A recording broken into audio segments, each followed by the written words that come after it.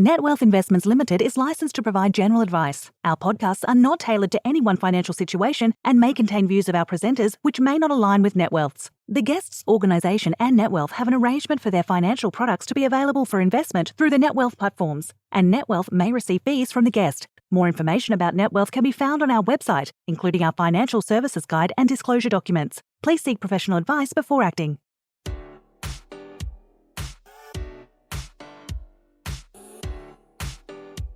Hi, I'm Matt Heiner, Joint Managing Director of Net Wealth, and welcome to Between Meetings. In this podcast series, I chat to industry professionals and thought leaders on what made their career successful and the opportunities and challenges they see on a wide range of topics as they relate to the delivery of advice and financial services. I hope you enjoy their unique insights.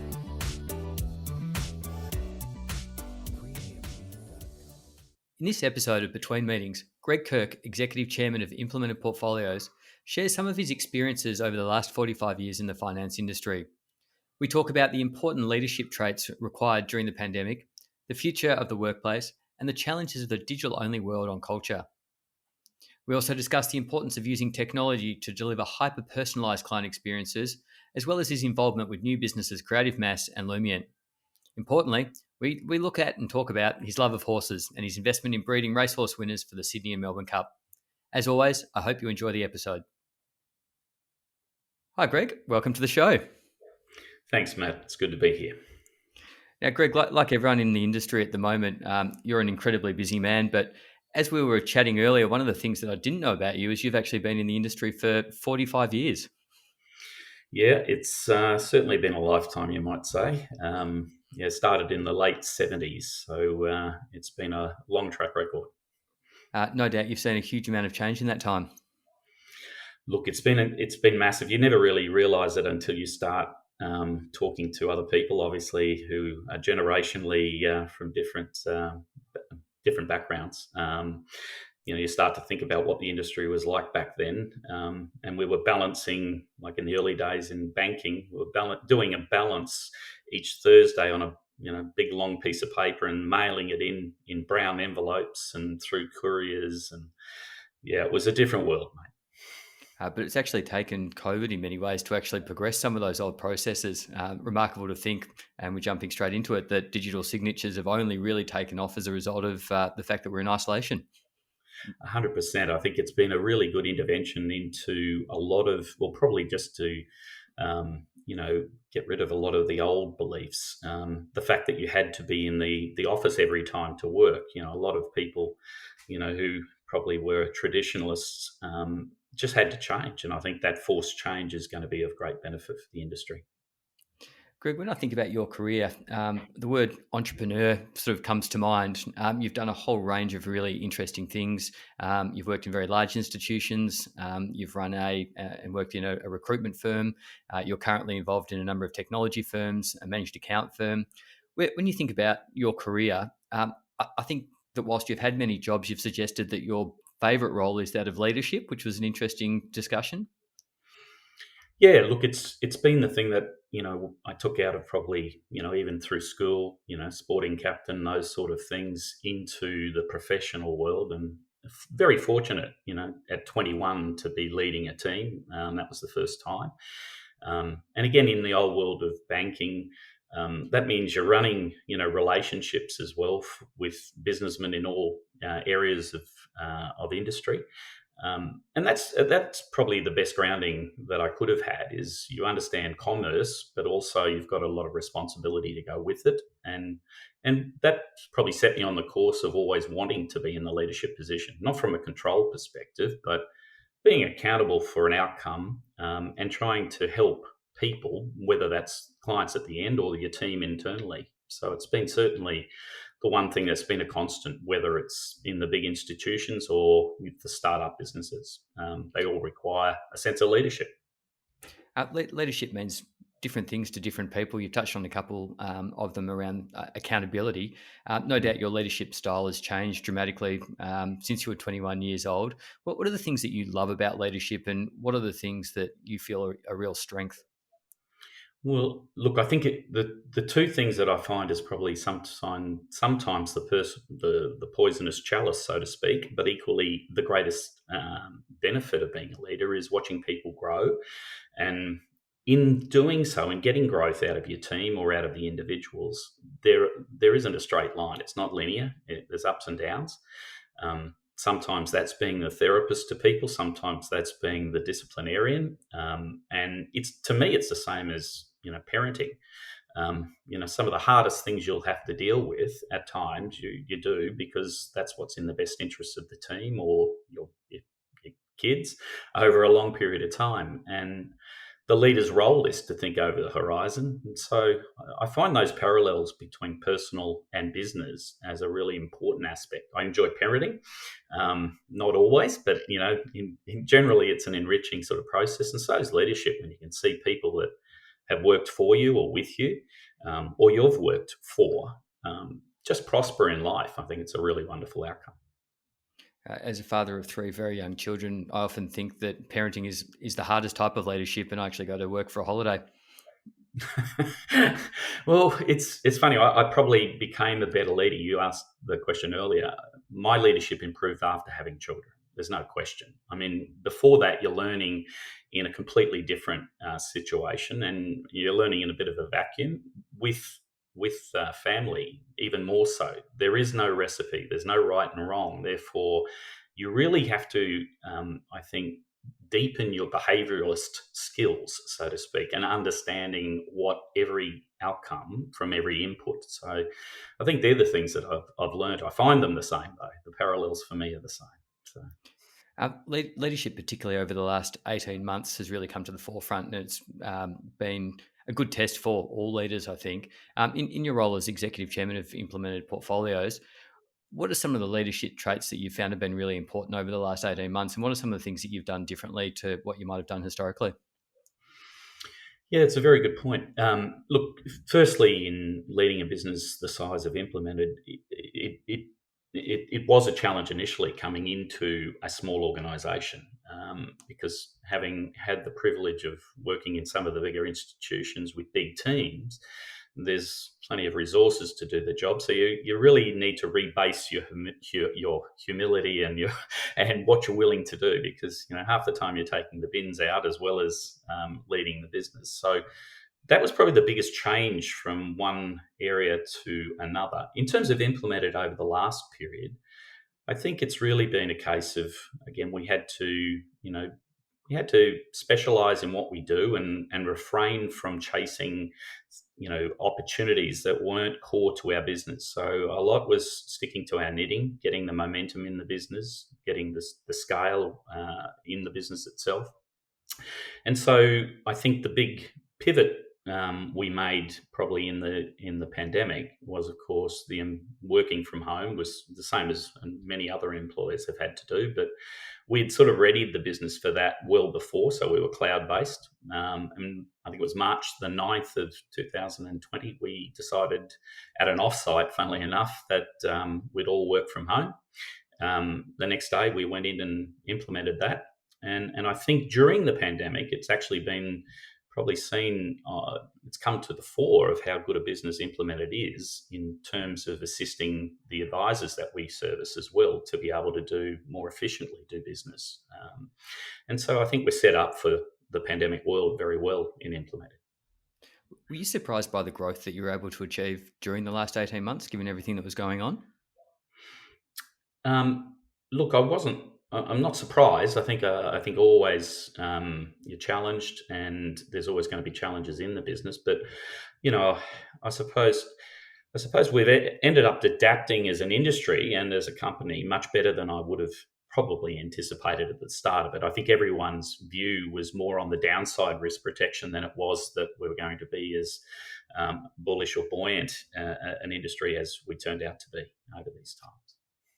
One of the questions that every business is grappling with at the moment, whether it's big, small, or medium, is what the future of work looks like, and how do you actually take the best bits, if there was such a thing, from the last experience of the 18 months, or is everyone going back to the office? Are you going to be flexible? How do you see the future of work playing out? Yeah, look, I think it's somewhere between the two polarized views. I don't ever see us going back full time to what we were before or say pre-pandemic. Um, I don't see us going the other end of the spectrum and always working from home and always doing Zooms, Teams, Google Hangouts, whichever medium you want to use. I think it's somewhere in between, and certainly it's a proposition that implemented is taken that we believe flexibility is a very key element of our employee value proposition. And to me, that fits the lifestyle of people as we move forward in this more digital world. But I think you need both. Probably a stickler for the fact there are some really great things to take forward from the way we were working to the way we should be working going forward. And some of those obviously exist around things like culture. It's very hard to develop and maintain a proper and prosperous culture if you're never actually seeing each other. Now, I know it's not impossible, but I think it's a lot better and optimized if you can have frequent periods of coming together for real engagement with your team. Absolutely. And we're thinking about it along very similar lines in that it's collaboration days. If you're going to get together, make sure it's for a purpose of sharing ideas and workshopping. Yeah, 100%. Look, I don't enjoy 100% digital environments. I'm much, again, it's a little bit of probably the traditionalist, especially, given the period of time I've been working. But I do really enjoy having people in a room with a whiteboard and the talking stick. Whoever gets the pen has the right to draw. And I think they're invaluable sessions that the digital whiteboards just don't replicate. Absolutely. You just mentioned the move to the digital world. A number of the businesses that you're involved in, both implemented portfolios and also Creative Mass, must be the benefactors of that shift as people are looking for ways to become more efficient, but also to provide a better client experience. Yeah, look, I think you're right. The call to arms for all types of technology, and Matt, obviously, Netwealth's at the forefront of that with the amount of content that you pump out around what's happening in technology itself. And I think it's evident from the number of technologies that advisors and others have at their disposal that it's a cluttered field. There's a big demand, but there's equally a big confusion still out there as to which combination of technologies do I need to be able to prosper in this world going forward. And equally, there's still the same human fears about change management. We've still got people who fear technology. I try to stay at the forefront of it, even though I'm 62 in a couple of this year, a couple of weeks. It's an interesting time that you've got to stay relevant. And for me, probably the one thing I'd like to see is an industry more willing to try than actually kick the tires, which we still tend to be doing a little at this point. We'll come back to implemented portfolios in a moment because it's quite a differentiated business in the market. But just on, I guess, the technology side, you're involved with Creative Mass. It'd be great to hear a little bit more about that. But also as you just said, a very crowded market, you've also invested and started a business called Lumient. What was the thinking behind both of those? Well, I'm both a personal investor and represent Implemented, who equally are investors in those businesses. Both were come under the principle from an Implemented perspective around partnering with like-minded individuals. Be that practices. We had 4 or 5 practices who partnered with us in the establishment of the Lumient business, which is basically a values-based advice solution for advisors, SaaS-based. So that one's underway and led by one of the founders of Implemented, that's Sandy Burridge. Equally, Michael Rouse, who leads the Creative Mass business, had an object in mind to deliver better technology to advisors in the market, and when coming across Michael, I found a lot of, again, alignment in the aspiration and the way in which he wanted to attack the market. Um, so they come from a point of partnering in trying to better the elements of advice in this industry. So there's a little bit of nobility in it, if you could say, from an implemented perspective, because we fundamentally believe, both the founders and equally the shareholders of implemented today, we do believe advice is a very noble industry if it's delivered appropriately. And what we try to do, whether it's through implemented in providing efficiency and better service for the individual clients, or Creative Mass in the delivery of financial planning and CRM technologies to advisors, again, in the way in which they can better delivery of their advice, or Lumient in helping unwind some of the mysteries about what the client may actually want and what they actually need, so that it betters best interests. So in that way, they all align. And so we align the economics and try to prosper as a group of individual businesses. As you're just talking through those three businesses, it becomes apparent that each of them is actually, in many ways, trying to deliver a personalized or potentially even hyper-personalized outcome for the end client. Was it a frustration that with the existing providers in the market that led you to go and invest and dedicate time to those three different businesses, or how did it come about? Well, again, the alignment for us was, our constituency had implemented all of the practices that have, committed to support our business and our services, all believe in the same thing, that, again, the individualization aspect was critical to them. Efficiency was important to them. So with those two things in mind, we felt they were the overriding business decisions for each of the businesses we spoke of, and that they would have overlap with the implemented constituency, which they do. We've got implemented practices who use Creative Mass or their platform, Wealth Connect, and equally we've got practices that are using Lumient, as well as shareholders of Lumient. So again, it was a natural synergy, put it that way. Before we bring you the second part of this chat, a little bit about who we are. Celebrating over 20 years, NetWealth is an ASX-listed company that has been rated number 1 for overall user satisfaction by Investment Trends for 8 consecutive years in their Planner Technology Report. As the financial advice landscape changes, it's important to embrace new technology to enhance the way you run your business. With change comes your chance to innovate, explore new perspectives, and realize new efficiencies. NetWealth is here to support you on this journey by providing you market-leading technology, excellent customer support, and expertise to help your business thrive. Contact us today or visit the NetWealth website to learn more and get the PDS, which should be read before making a decision to purchase a NetWealth product. Products issued by NetWealth Investments Limited.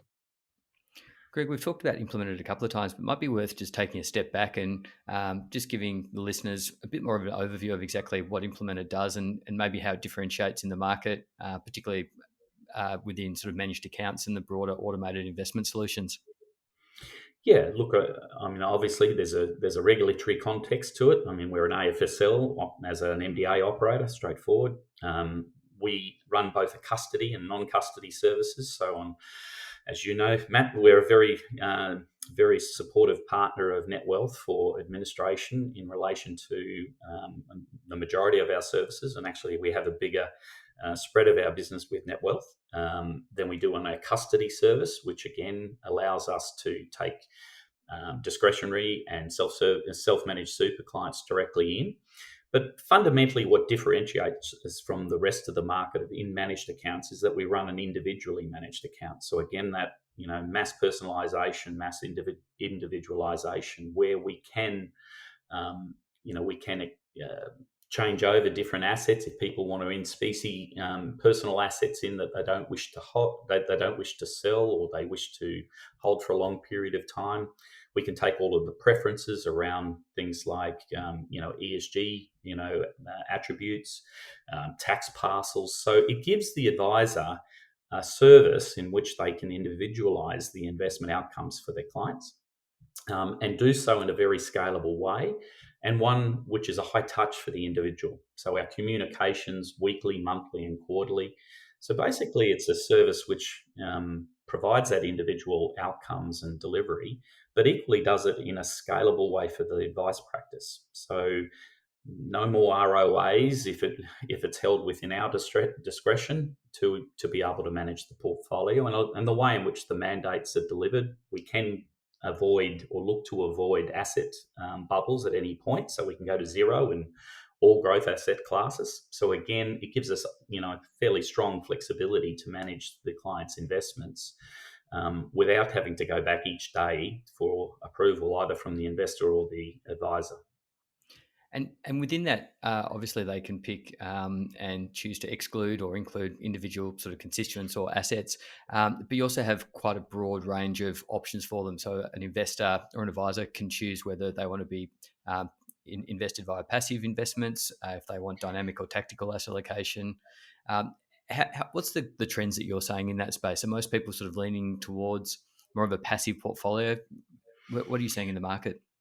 Well, we're seeing obviously, the usage of ETF and other passive vehicles, growing exponentially, and that hasn't abated at all and continues obviously unchecked in many respects.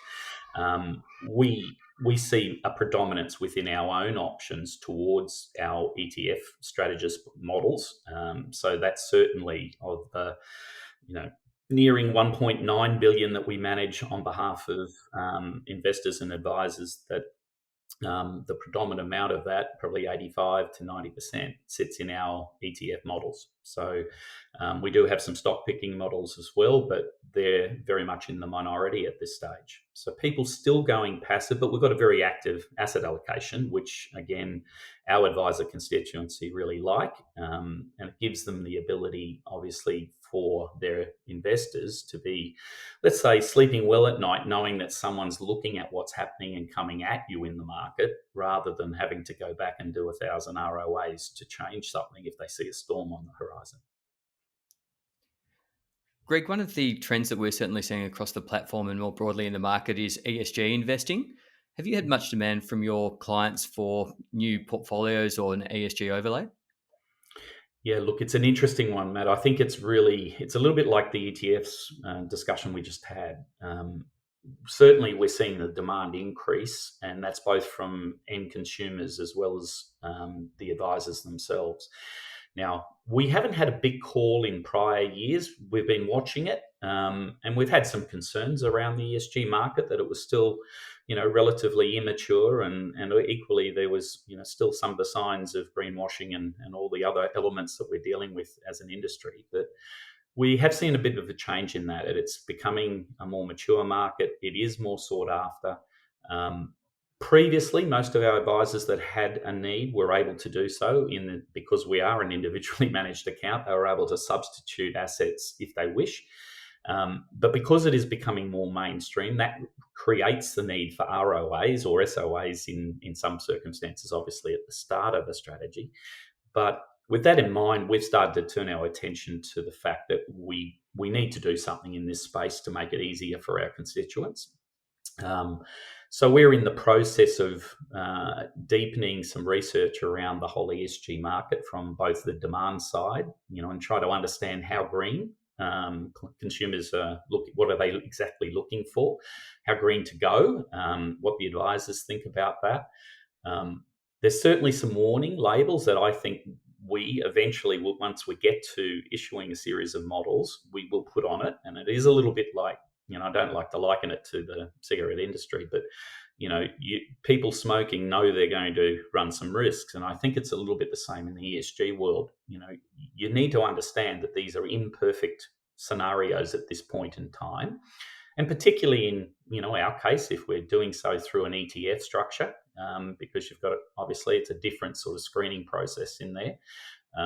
It is something that's testing our thinking at this point, but one that we are definitively going to come to market with a set of solutions for our constituents. You mentioned before that it was very much investor-led, and I think then subsequently you're getting demand from your advisors. Another asset class that we are starting to hear more and more about is Bitcoin and crypto. Have you seen any demand from your clientele for an allocation to Bitcoin or crypto? Look, we've probably come up against the issue, probably it would be a half a dozen times in probably, I don't know, 5 years. It hasn't been a prevalent one, to be honest. And if it was, it hasn't taken much to dig into for us to decline to participate at this point in time.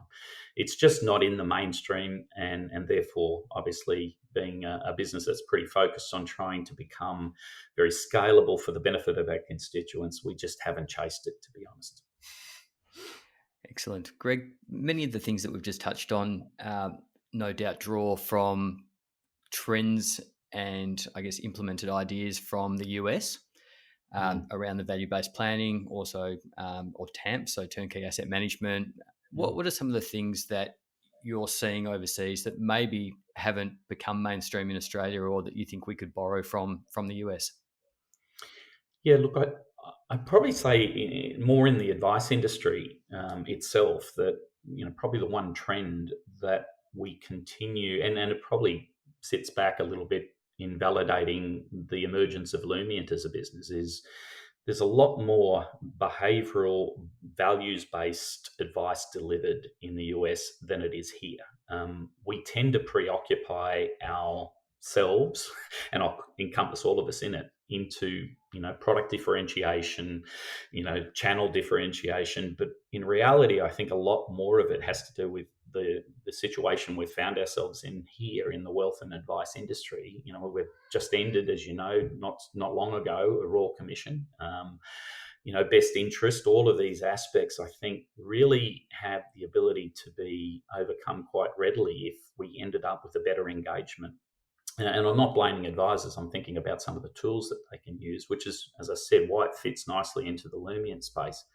In the US, a lot more is spent in the front office, in the strategy and formulating a client experience that will ensure that it delights their clients and informs their clients. And I think that's a space we just haven't done enough work on in Australia as a broad sort of comment about the industry itself.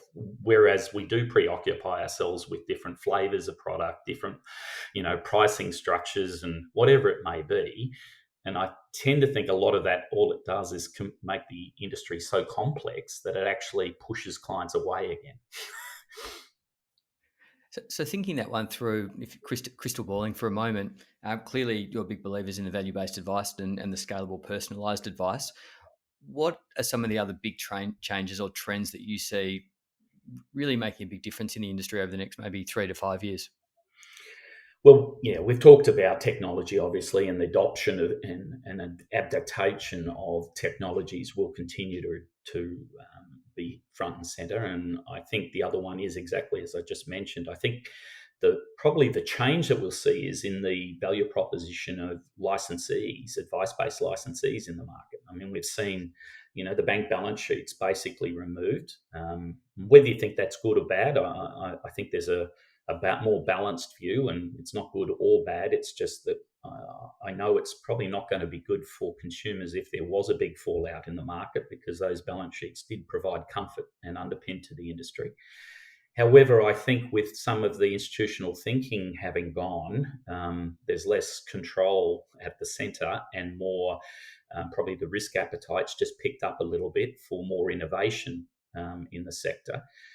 So I'm really very interested, and I don't have a solution, but I'm very interested in how the value proposition of licensees emerge in this coming period, and particularly around the economic sustainability of a licensee, because it's again been a bit of a gap or a mystery for our industry, and unless you had vertical integration, you couldn't manage a licensee. So I think this whole world of a better proposition, licensees probably becoming again a little bit more like the networks in the US, where they bring technology solutions, they become buying groups and education, advocation for better ways of doing things. So I think that's probably another element that will emerge here that I'm particularly passionate and interested in. But certainly I don't have a solution for at this point in time, other than the obvious, which is, continue to use Wealth Connect, Lumient, and implemented portfolios. Obviously. On those three businesses, if listeners want to find out more, what's the best way to go about that? Look, implemented, obviously, our website's, a great website. I'm sure you can jump on then and you'll get a lot of information and encouragement. And there's a call to action on the website. Equally, Wealth Connect and Creative Mass, contact point digitally is straightforward. And equally, Lumient's a real interesting one. I think people need to, contact. Again, the website has some great opportunity for enrolling or engaging in some webinars. There's regular thought leadership webinars on the go, which there is an implemented as well. We have our a number of lockdown advisor and other forums in which people can engage with us. Fantastic. Greg, on a personal front, outside of investing into ETFs and the various businesses you are, I think your other favourite investment or asset class is horse racing. Yes, it is, Matt. It's one of those things that I've taken with me since I was very little, riding horses and the like. So I've been involved for as long as, or longer than I've been in financial services. So whether it's breeding, mainly from brood mares, a lot of broodmare farming, through to ownership of racehorses. I have a Sydney Cup winner in the stable now. Congratulations. So we won the Sydney Cup in April of this year. And I've got the horse that won that, Celino, and another one I just bought out of France and landed in this country in August, is also aimed for the Melbourne Cup. So at this stage, I'm on track to have two in the Cup in early November, which would be an excellent time. Let's just hope that we can actually attend the Melbourne Cup this year, and more importantly, that you can get down to Victoria to hopefully watch your horse have a win. Well, mate, put it this way: if it would be a sad day if I've got two running in a Cup and I can't get there, but there's every chance that could happen. So I'll take running first and second as a consolation prize.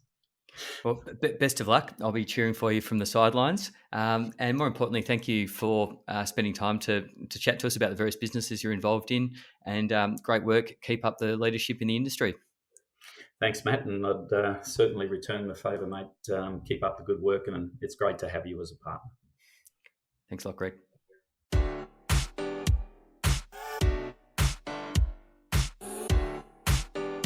Thanks for listening to this episode of Between Meetings. For more episodes and to subscribe to our series, visit the NetWealth website, iTunes, Spotify, or your favourite listening service. And if you want to contact me or engage or discuss any of the topics raised, please find me on LinkedIn or Twitter, or send me a private message. We hope you can tune into the next episode.